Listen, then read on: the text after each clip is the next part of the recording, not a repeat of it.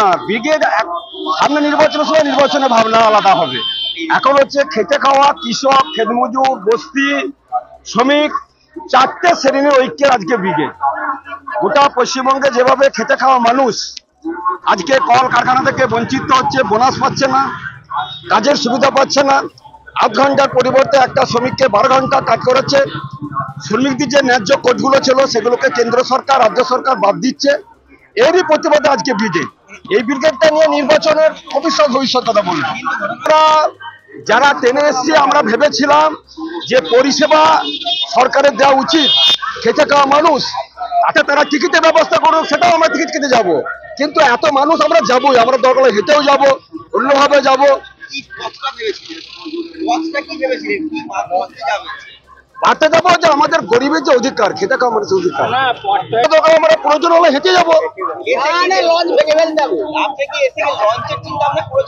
না, যদি পাই তো যাবো, না হলে আমাদের তো বিকল্প হাঁটা আছে, অন্য ব্যাপার আছে।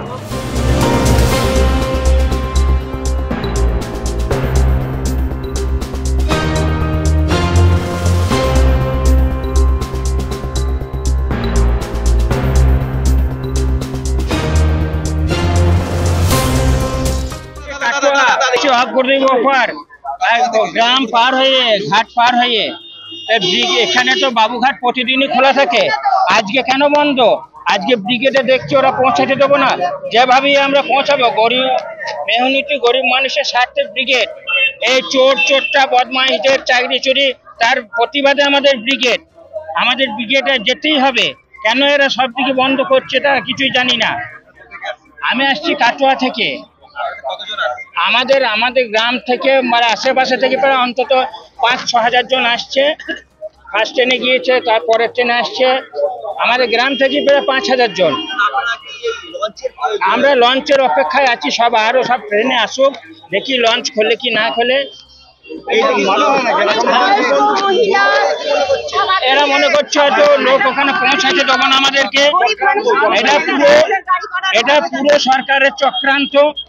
আমাদের খেটে খাওয়া গরিব মানুষের ব্রিগেড, 100 দিনের কাজের লক্ষ্যে আমরা যাব।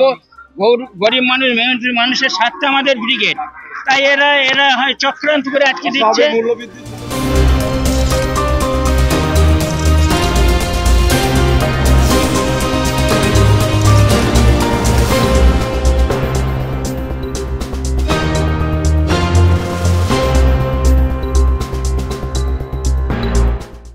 আমাদের ভিডিও ভালো লাগলে লাইক এবং শেয়ার করুন। কমেন্ট সেকশনে গিয়ে জানান আপনাদের মতামত। আরও ভিডিও পেতে আমাদের চ্যানেল সাবস্ক্রাইব করুন এবং প্রতি মুহূর্তে খবরের আপডেট পেতে প্রেস করুন বেল আইকন।